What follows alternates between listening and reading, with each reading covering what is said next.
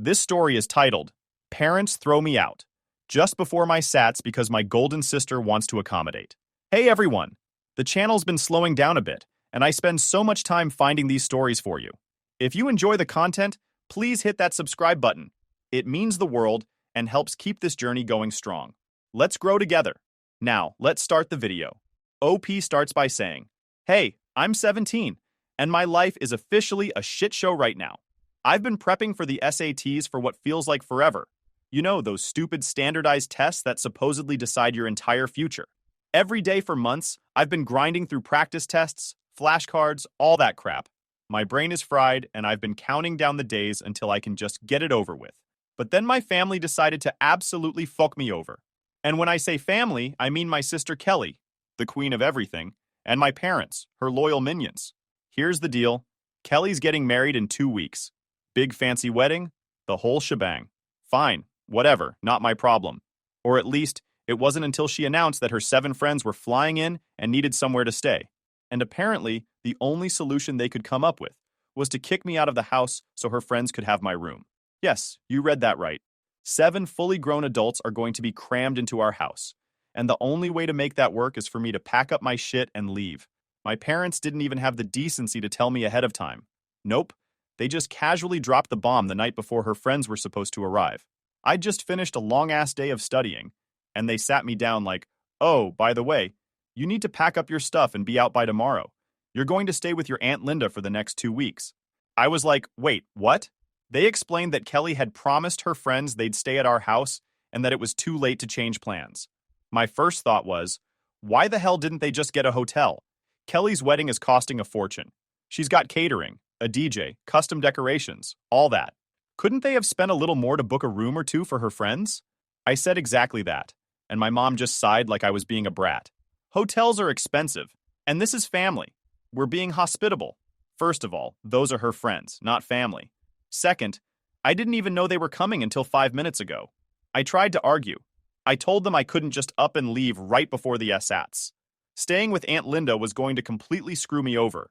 Her house is way out in the suburbs, nowhere near my testing center. And on top of that, Aunt Linda is a weirdo. She doesn't believe in Wi-Fi. Seriously, who even lives like that? So I'd be stuck burning through my data to study. But my parents didn't care. They were just like, you can take your books with you.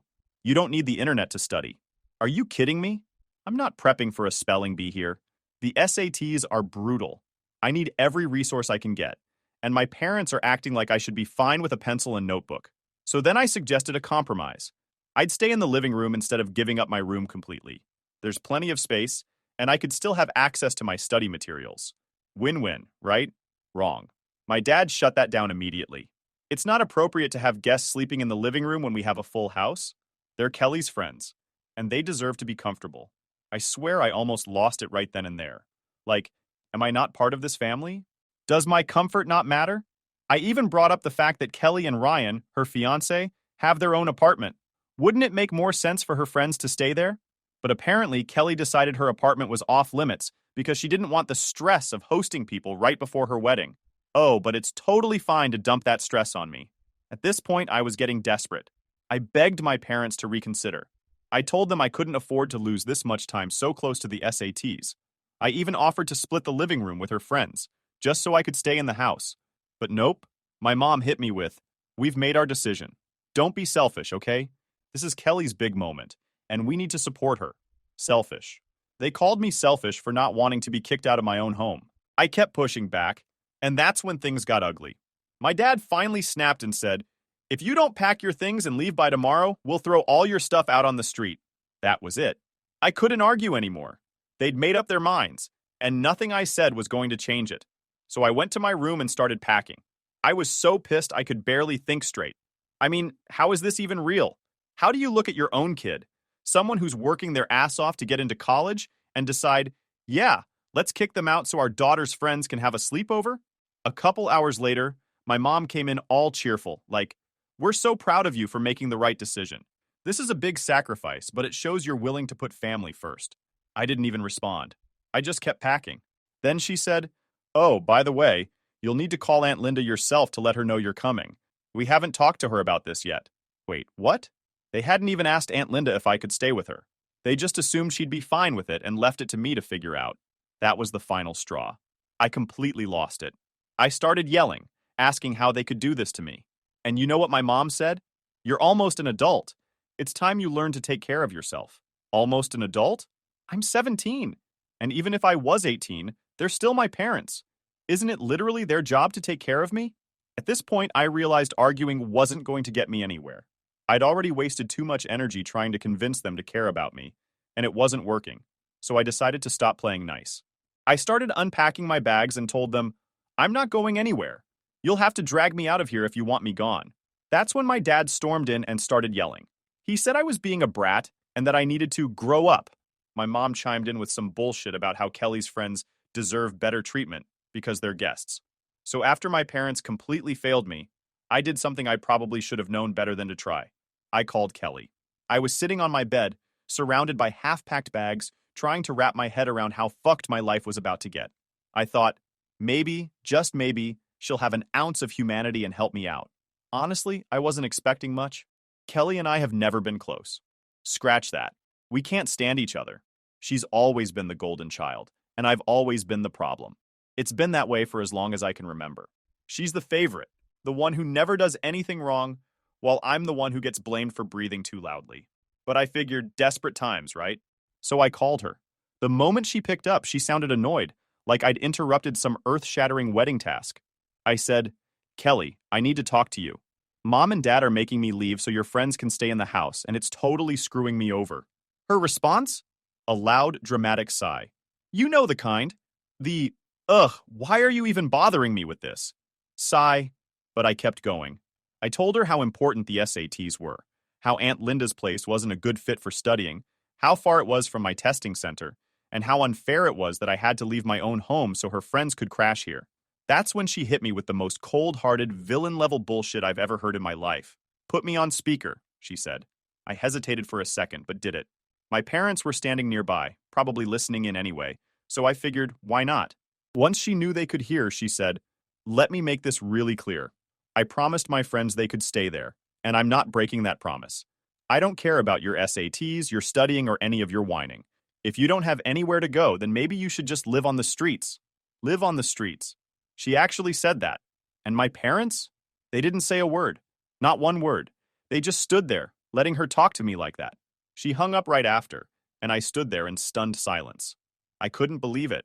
Not only did she not give a single fuck about how this was going to affect me, but she also went out of her way to humiliate me in front of our parents. And the worst part? They didn't defend me. They didn't even look uncomfortable. That's when it hit me. I wasn't family to them. Not really. Kelly was the star, the center of their universe, and I was just there. I thought about arguing some more, but what was the point? I already knew how this was going to play out. So, without saying another word, I finished packing my stuff and left the room. When I got back to my room, I sat on my bed and stared at my phone. I felt like I was in some fucked up movie. Like, who even says that to their own sibling? Who tells a 17-year-old to live on the streets because they can't be bothered to find a better solution? I didn't cry. I was too angry for that. But I did feel this deep, gut-wrenching ache in my chest, like I'd finally hit my limit with these people. It wasn't just about this one situation. It was everything. Every time I'd been ignored. Every time Kelly had been prioritized. Every time I'd been made to feel like I didn't matter. It all came rushing back at once. And the worst part? I still had no plan. My parents clearly weren't going to back down, and Kelly definitely wasn't going to help me. I couldn't go to Aunt Linda's because I knew I wouldn't survive 2 weeks there, especially not before the SATs. That's when I decided to text my best friend, Sarah. Sarah and I have been best friends since middle school. She knows pretty much everything about my family. The favoritism, the constant put-downs, the way Kelly treats me like an inconvenience. She's heard it all. So when I texted her, "Can I stay with you for a while?" Long story, I'll explain later. Her response was immediate.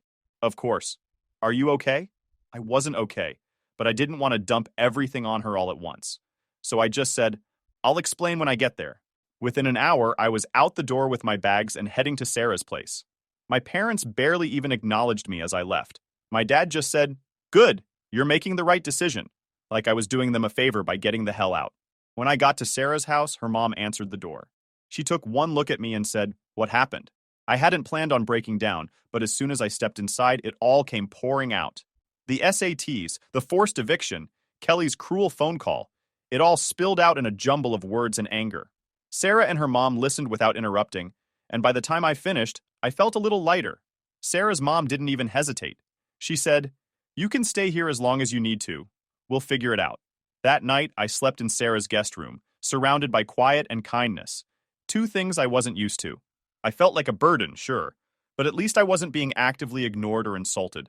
A toughened sacrifice. The next few days were a blur. I focused on studying for the SATS, trying to push everything else out of my mind. It wasn't easy. Every time I tried to concentrate, Kelly's voice would pop into my head, "Go live on the streets." But Sarah was there for me every step of the way. She made sure I had space to study, brought me snacks when I forgot to eat, and even helped me review some practice questions.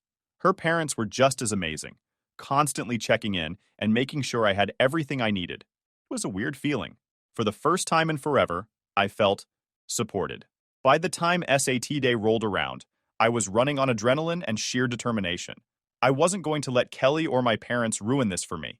I took the test, and honestly, I think I did pretty damn well considering everything. After the SATs were over, I spent a whole day decompressing. Well, trying to.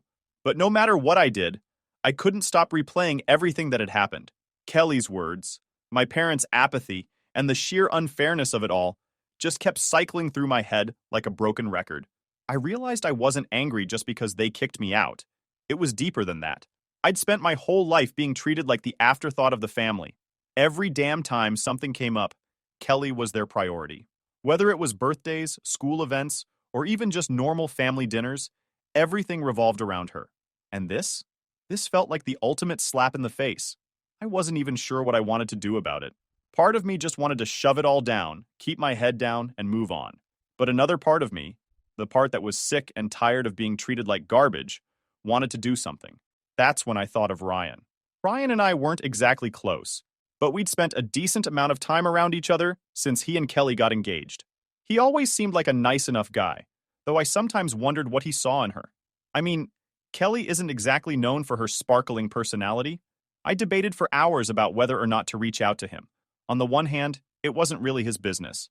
On the other hand, he was about to marry someone who'd literally told her own sibling to go live on the streets. Didn't he deserve to know what he was getting into? Finally, I decided to go for it. I wasn't trying to ruin their relationship or anything. I just wanted him to know the truth. I sat down and typed out a message. "Hey Ryan, this is probably super weird, but I need to tell you something about what's been happening at home. I'm not trying to cause drama, but I think you should know about the way Kelly's been treating me. I'm not sure if she's mentioned it, but I've been kicked out of the house because her friends are staying here for the wedding. I've been studying for the SATs for months, and they decided last minute that I had to leave so her friends could have my room. I told her how much it was screwing me over, and she straight up told me to live on the streets. I'm not saying this to make you mad or anything. I just think you should know what kind of person she is before you marry her. If you want to talk more about it, I'm here." I read it over a dozen times before hitting send. My hands were shaking the entire time. I had no idea how he was going to react, or if he'd even respond at all. "Itu Wakadri," Ryan replied within an hour. "Hey, my name. I'm really sorry to hear about everything you're going through. Kelly hadn't told me anything about this. Can we meet up or talk on the phone? I want to hear the whole story." I was surprised he took it so seriously. I guess I half expected him to brush it off or defend Kelly, but he seemed genuinely concerned. We agreed to talk on the phone that night. When he called, I laid it all out for him. I told him about how I'd been preparing for the SATs, how my parents had given me less than 24 hours to pack up and leave, how Kelly had told me to live on the streets, and how none of them cared about the impact it was having on me. Ryan didn't say much while I was talking. He just listened, and I could tell he was getting angrier by the minute. By the time I finished, there was a long pause before he finally spoke. "This is... wow. I don't even know what to say. That's not okay. At all." I could hear the frustration in his voice. He asked me a few more questions. How long this had been going on, whether my parents had tried to reach out to me, and if there were other incidents like this in the past. I didn't hold back. I told him about the years of favoritism, the way Kelly had always gotten away with treating me like crap, and how my parents had never once stood up for me. When the call ended, Ryan thanked me for being honest and said he needed some time to process everything. I wasn't sure what that meant, but I had a feeling things were about to blow up. The next morning, I woke up to a flurry of texts and missed calls from my parents. Apparently, Ryan had confronted Kelly about everything, and shit hit the fan. From what I heard later, the fight started with Ryan calmly asking Kelly why I'd been kicked out of the house. She tried to brush it off, saying it wasn't a big deal and that I was overreacting. But Ryan wasn't buying it. He pressed her, and eventually she admitted that she just didn't want me around. She said having me in the house would have been too stressful for her, and she didn't think it was a big deal since I could just stay somewhere else. When Ryan brought up the live on the streets comment, she apparently laughed it off like it was a joke. That's when he snapped. He told her she was selfish, heartless, and that he couldn't believe she'd treat her own sibling like that. Things escalated quickly, and by the end of the night, Ryan told her he couldn't go through with the wedding. When my parents called me, they were livid. "This is all your fault," my mom yelled. "Do you know what you've done? The wedding's off because of you." I tried to explain that all I did was tell Ryan the truth, but they weren't having it. They demanded I call him and fix it. "Fix what?" I snapped. "He made his decision because of her actions, not mine. If Kelly wants to save her relationship, maybe she should try apologizing for once in her life." They hung up on me after that. The fallout was even messier than I expected. Kelly was hysterical.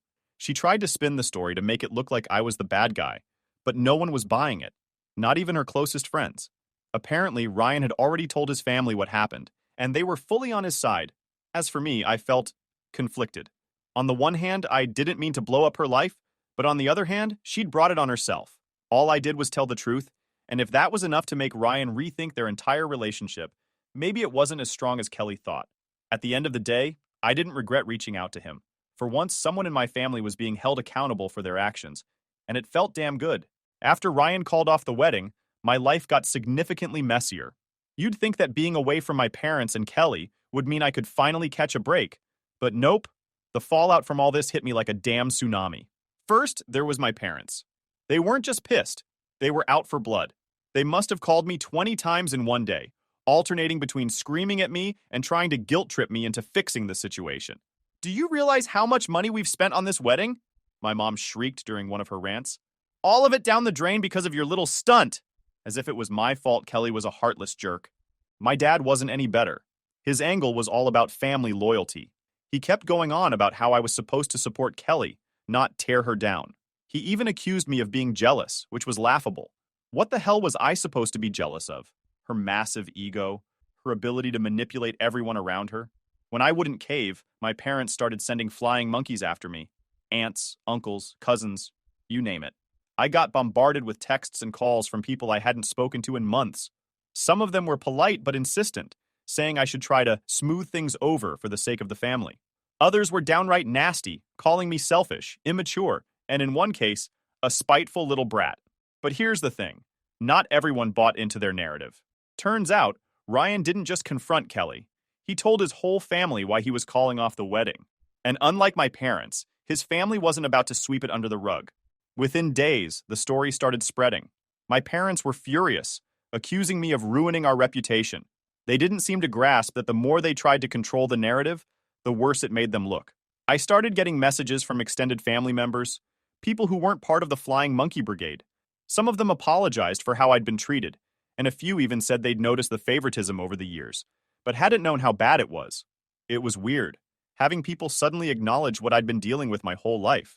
But honestly, the most satisfying messages came from Ryan's family. His sister reached out to me personally and thanked me for speaking up. She said they'd always had reservations about Kelly, but didn't want to interfere. Apparently, my story was the final confirmation they needed. Meanwhile, Kelly was imploding. Her social media turned into a pity party overnight. She posted vague statuses about being betrayed by people she trusted and losing everything. Of course, she left out the part where she told her little sister to live on the streets. Her friends weren't buying it, though. A few of them started commenting things like, "This isn't the whole story, is it?" And, "What about my name?" It wasn't long before Kelly turned off the comments altogether. I heard through the grapevine that she was trying to reconcile with Ryan. She even showed up at his place unannounced, but he refused to let her in. Apparently, he told her that unless she apologized to me and fixed things with our family, there was no chance they'd get back together. Of course, Kelly being Kelly, she refused to apologize. She told him she didn't owe me anything and accused him of overreacting. That's when he officially ended things. Back at Sarah's house, I was finally starting to feel like I could breathe again. Her parents had been nothing but supportive, even after hearing about all the chaos I'd inadvertently caused. Sarah joked that I was like a live-action soap opera, but in a way that made me laugh instead of cringe. Still, I couldn't shake the feeling of guilt. Not for telling Ryan the truth. I stood by that 100%, but for the way everything had spiraled afterward. It wasn't my intention to destroy Kelly's wedding or blow up her relationship. All I'd wanted was for someone, anyone, to see what I'd been dealing with. One night, Sarah's mom sat me down and said something that really stuck with me. "Sweetheart, this isn't your fault. You didn't create this mess. Your family did. All you did was hold up a mirror and they didn't like what they saw." That was the first time in a long while that I felt validated. A few days later, my grandparents showed up. They'd been on my side from the beginning, but seeing them in person was a whole different kind of comfort. They didn't waste any time. Within an hour of arriving, my grandpa was on the phone with my parents, laying down the law. He told them in no uncertain terms that I wasn't coming back to their house and that they needed to figure out their priorities. "Your daughter isn't a piece of furniture you can move around whenever it's convenient," he said. I didn't hear my parents' response, but I'm guessing it wasn't pleasant because my grandpa hung up looking pissed. My grandparents also started making arrangements for my future. They offered to take full custody of me, which was honestly a relief. They told me I could stay with them once I graduated high school, and they'd even help me with college expenses. Hearing that was like a weight being lifted off my chest. For the first time, I felt like I had a solid plan, a way to move forward without depending on people who clearly didn't give a damn about me. As for Kelly, she's been radio silent. I haven't heard a word from her since Ryan ended things, and honestly, I'm fine with that. From what I've gathered, she's still trying to spin the situation in her favor, but it's not working. Too many people know the truth now, and her victim act isn't holding up. I'd like to say I feel bad for her, but I don't. Not really. She made her choices, and now she's dealing with the consequences. For the first time in years, I feel like I'm not trapped under her shadow anymore. With my grandparents stepping in and taking charge, I finally started to feel like I wasn't fighting this battle alone anymore. It's wild how much can change when someone actually gives a damn about you. For the first time in years, I felt like things might actually turn out okay. But that doesn't mean everything magically got better overnight. After my grandparents' phone call with my parents, the dust hadn't exactly settled. My parents tried to play the victim card, claiming I was turning the whole family against them. My mom apparently told my grandparents that I manipulated the situation and exaggerated everything just to make them look bad. My grandpa wasn't having it. He told them flat out, "If your version of being a good parent involves throwing your kid out for a wedding, then maybe you deserve to look bad." That was the last time they spoke directly. My grandparents told me that as far as they were concerned, my parents had forfeited their right to be part of my life. Meanwhile, I was adjusting to living at Sarah's house full-time. It wasn't exactly how I imagined my senior year of high school going, but her family made it as smooth as possible. Sarah's parents even sat me down one night to talk about the future. They wanted to make sure I felt secure and knew that I wasn't overstaying my welcome. I broke down a little when they said, "You're not just a guest. You're family now." Hearing that was something I didn't even realize I needed. I started to feel lighter, like I wasn't carrying everything on my own anymore. Sarah and I got into a routine, studying together, watching dumb shows on Netflix, and just hanging out like normal teenagers. For the first time in a long time, I didn't feel like I was walking on eggshells. At school, though, things were complicated. Word about the wedding fiasco spread fast, and it wasn't long before classmates started asking questions. I'm not sure how much they knew, but enough to start whispering about me in the hallways. "Did you hear she got her sister's wedding canceled?" "Yeah, I heard her sister's fiancé dumped her because of something she said." I tried to ignore it, but let's be real. It sucked. I wasn't exactly popular to begin with, and this just made me feel even more isolated. Sarah, bless her, went full protective mode. She shut down any rumors she overheard and even confronted a group of kids who were making jokes about me. It was embarrassing, but also kind of sweet. She kept reminding me, "They don't know the whole story. Fault them." On the home front, my grandparents weren't wasting any time. They started working on the legal process to transfer custody, which meant more phone calls with lawyers and family members. My dad, in a last-ditch effort to save face, tried to guilt-trip them by saying, "You're breaking up the family." My grandma fired back, "No, you did that the moment you chose to abandon your daughter." I overheard the call, and I couldn't help but feel this weird mix of pride and sadness. It was comforting to have someone standing up for me, but it also drove home how much my parents had failed me. Eventually, they signed the papers, and just like that, my grandparents officially had custody of me. Once that was settled, my grandparents started planning for what came next. They wanted me to move in with them as soon as the school year ended, but they left the decision up to me. I told them I wanted to stay with Sarah until graduation. As much as I loved my grandparents for stepping up, Sarah and her family had become my safe space, and I wasn't ready to leave just yet. They were totally fine with that, and even promised to visit as often as they could. In the meantime, my grandparents started making arrangements for college. They'd always been good with money, and they assured me I wouldn't have to worry about tuition or living expenses. It was a massive weight off my shoulders. As for Kelly, well, let's just say things weren't looking too great for her. Ryan had officially moved on. From what I heard, he'd started seeing someone new. Someone who wasn't a manipulative brat, apparently. Kelly, on the other hand, was still trying to claw her way back into everyone's good graces. She posted a long, dramatic rant on social media about how she was misunderstood and how people shouldn't judge her without knowing the full story. It didn't take long for the comments to flood in, most of them calling her out for being fake. My favorite comment? If you're misunderstood, then why did your fiancé dump you a week before the wedding? Seems like he understood you perfectly. She deleted the post after that. I still haven't spoken to Kelly or my parents, and honestly, I don't plan to.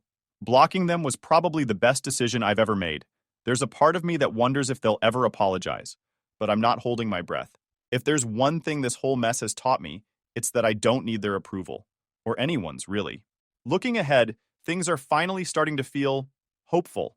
I'm doing well in school, I've got solid plans for college, and I'm surrounded by people who actually care about me. It's weird to think about how much has changed in such a short time. A few weeks ago, I felt completely powerless. Now, I feel like I'm finally in control of my life. To everyone who's been following this story and offering advice, thank you. Seriously, you've all reminded me that I'm not alone. Even when things feel impossible. Here's to moving forward.